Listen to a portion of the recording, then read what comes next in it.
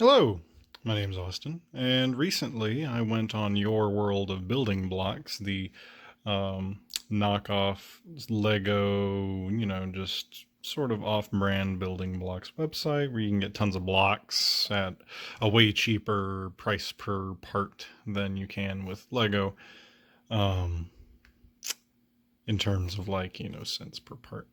And they also make a ton of sets that are would never be able to be touched by Lego just because of copyright issues or um, moral issues, licensing, etc., etc.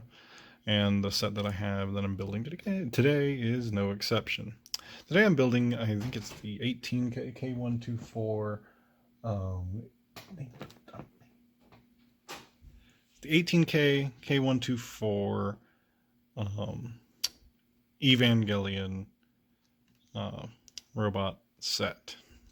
It's 3,359 pieces, I believe, or roughly thereabouts. And you can go on their website and look at this set. I'll probably put a link in the description that shows some more specifications, like its height, width. I know that this thing is roughly 97 centimeters tall, which it's pretty big. It's about 3 feet 4 inches, I think. So I'm looking forward to getting into it. I'm just gonna take a quick look at the instructions. When I got mine, let me grab this. When I got mine, the stickers were right here, and as you can see, they're pretty good. They're pretty good. Anyone who knows anything about Ava will sort of get these. That's sort of more like the rebuild sort of lettering there, but as you can see, obviously they can't put Ava test type or anything like that. However, they do, it's hard to see, but they do give you a small nerve logo going on right there. And then you get these for the shoulder pauldrons, and then they've got some more detailing that shows up Evangelion test type 01. One thing that I think is interesting is that they put test type there, but they won't put test type up here, even though that's how it was in the show. So, strange.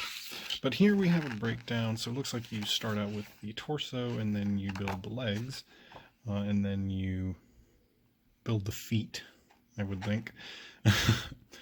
And then attach the feet to the legs, and then attach the body to the legs. And one thing that I saw just when I first looked at getting this set is that the legs are big. And the arms are also kind of big. But I think that's fine. Because honestly, in the anime, the legs are huge. Maybe not that thick, but this is a really big model, so it makes sense they need some thick legs to just hold up the weight of it. There are 11, looks like 11 bags or so going into this, but minimum.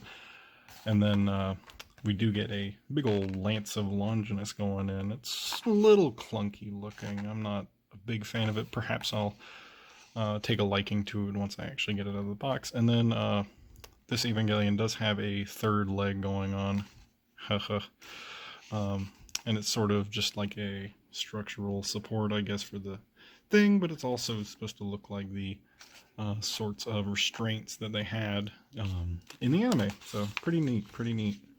I like the look of it in the promotional materials. So yeah, this is just standard stuff, and then it starts out the actual kit, and then it's a big old thick manual, one of the thickest manuals I've had in a very long time. But then you flip to the end, and it's just finishing up the lance, and then sticker application, and then the finished model, and that's it. And then on the back, we've got some nice beauty shots of the head, and the knees, and the hand, and the I think that's the arm, maybe? I can't really tell. It's kind of weird. And the head again. And I'm thinking about painting mine a little bit, maybe to make these eyes look a little bit more defined. But that is up to me. I do like this. It's pretty simple. But K124, that's the number if you'd like to get something like this for yourself. But I'm going to go ahead and whip out or at least show you some of these bags. Let's just grab a little handful and dump them right in my lap. Now conveniently I've got one. That's nice. But some of them are numbered, but some of them aren't. And I take them. Oh, they are numbered. Never mind. I'm stupid. I'm not perfect. But yeah. So that's how it's looking. I'm glad they have numbered bags. This would be a nightmare without numbered bags. But yeah, without further ado, I'm going to use my laptop that's sitting over there to make a little, or at least attempt to make a little time lapse. So that way you guys can actually see how this thing comes together. And then I'll talk to you once I get this giant put all together and ready to. So, see you then.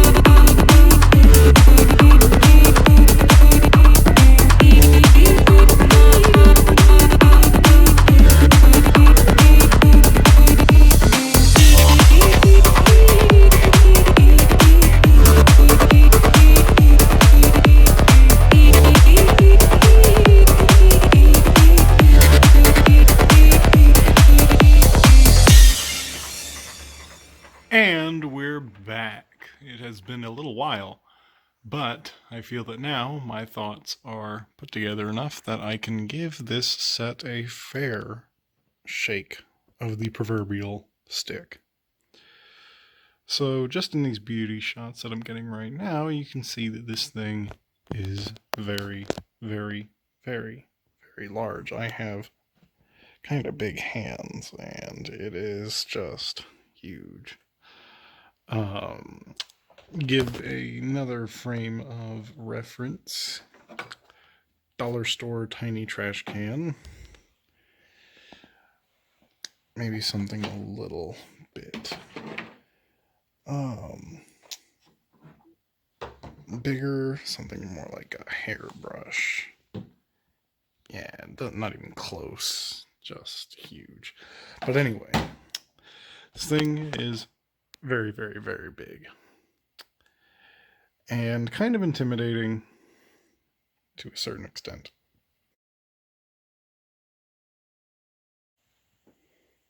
The lance, I think, is a pretty cool addition to the set, but it does have some problems in and of itself. The biggest one is that when you're working with something this long, it's going to have some stability issues. And that is something that is pretty exaggerated, so I'm going to pick up on the end, and as you can see, the that other end is still on the table. It's still on the table. It's still on the table. It's still on the table. Still on the table. Still on the table. And I can actually feel the bottom end of this just trying to let go. So I'm going to set it back down. But yeah, it's very, very wiggly, and that's not very good for posing, for anything like that. So I kind of see this as trying to be a fourth leg for the model, and it's very close. It's very close, but it's just not quite. There's not enough structural stuff going on for it to act as what I can only hope it was intended to be. Here's a look at the model without the lance. And I think without it, it's still very nice. It's very clean. I like the symmetry, having the arms out to the sides without having to grab something like that. I feel like that's very nice. It's very clean. Really keeps the palette, just, keeps the palette very consistent rather than having a gigantic red stick, for lack of a better term, really interrupting things. Now, personally, I think that the head sculpting is done pretty well for this sort of scale. The antenna works. It's kind of big, but no big deal. I think the sort of side fins are also done pretty well. The color's good. No real complaints going on. The chest looks fine. So yeah, I really like this section. The head is a little bit fragile though when you try to move it. Sometimes the entire sort of front with the chin and everything will just sort of come off. So that's kind of unfortunate, but other than that, I really like the head.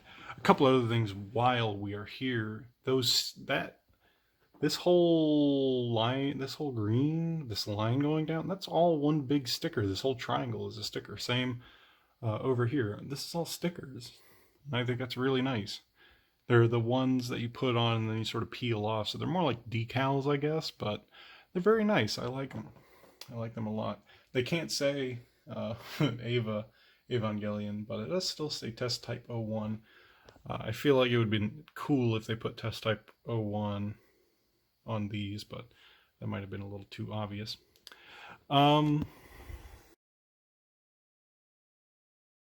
I think it does a pretty good job of being theoretically posable.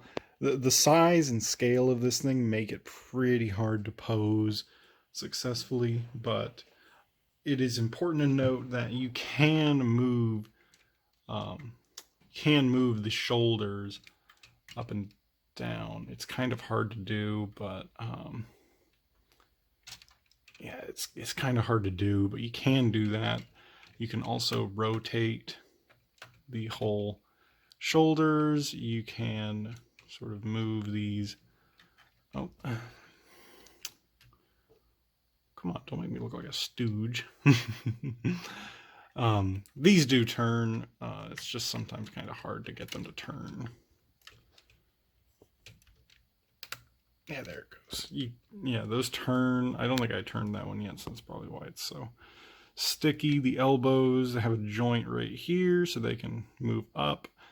And then the hands are on a sort of exposed ball joint, and then the fingers have tons of articulation. Every joint is a ball joint, so you can do some even unnatural positions.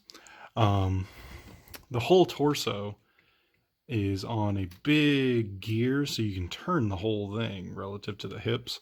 Head's on a ball joint.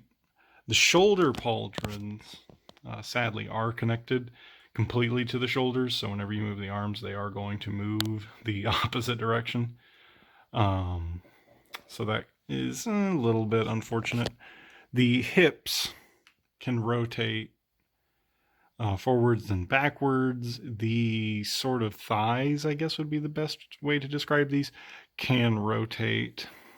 The knees, sadly, are completely just solid. They are not going anywhere. The knee does articulate. And then down here, the feet have tons of articulation. So first, this sort of shin guard is completely wiggly. It's on a ball joint that's mounted in the, basically there's a pin right here. There's a ball joint right here that this whole thing is connected to, and then it's connected through a bar right here. So it has plenty of traversal. The front foot is on a ball joint. That's about the best look I can get. Basically, there's a ball joint down here in the middle, and it's connected to it from, and the ball joint, ball, I guess, is the actual foot, and then there's a little connector that comes down onto it, and it's the same way on the heel. And then they've got a little bit of detail going on in here to do that. It's the same all around for all of that. But yeah, the chest plates can wiggle. I'm not really sure if they're supposed to. All of this can go up and down. These can move independently a little bit. So can these. I think that's just meant for posability more than anything else, and I'm not even sure if you're really supposed to do that. This wiggles a little bit. Hope that made you chuckle. But really, other than that, there's not much other posability things going on. Not that many moving parts to this whole thing. But yeah. Moving on to the back of the model, I feel like the detail is still pretty consistent. There are some points that are better than others, I believe, when it comes to the back portion of the model, but I feel for the most part it does what it needs to do. It's not a it's not an angle that's going to really be seen all that much. So it makes sense for there to not be quite as much work going into this. However, a lot of the pieces are just either symmetrical, so it looks the same as the front, or it's just done a little bit different to give a certain look. And I think that's good, just to match what's going on with the sides. And I think that it works. It works for what it's supposed to do. It's kind of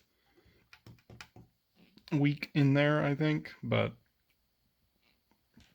that's okay, I think.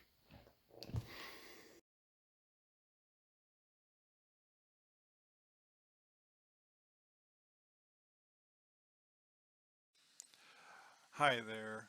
So this is the end of the video. I'm just going to tell you my thoughts, wrap it up. Got a little stuff going on in the background that I think you'll find interesting. But anyway, my thoughts on this set are that it's a very niche build. There are not a lot of these floating around. And just for what it is, it's very cool. It's a display piece, it's not a toy, it's a collectible, so it makes sense that it's going to be a little fragile, it's going to be hard to pose, you're going to need to leave it in its stand, that sort of thing. It makes sense. You know, theoretically it could be played with as a toy, but you don't want to, it's not going to last.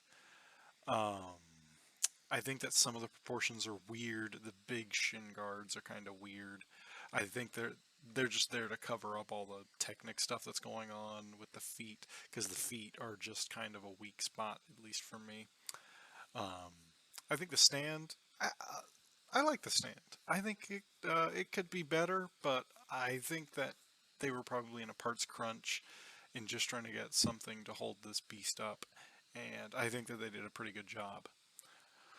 The actual model itself, I think, is very cool. It's very well done. It really just ticks all the boxes for what makes a good Evangelion Unit 1 model, and I really like it. The head is perfect, and that's sort of the major thing, but everything else is also really well done. The proportions are pretty good. That's hard to hit for an Ava. They don't have normal proportions, at least not good for making toy proportions, if that makes sense. But overall, it's a really well done model. I really like it. I think I got my money's worth. It's way cheaper than anything that you could get from another competitor like Lego or Mega Constructs in terms of price per part, because you're talking $160 for something that has 3,359 parts. That's just crazy. Um, so I think I can forgive a lot of the niggly little details, um, for posability and fragility. Just really because of that, it's able to give you the scale of a huge set at the price point of, a mid-sized one.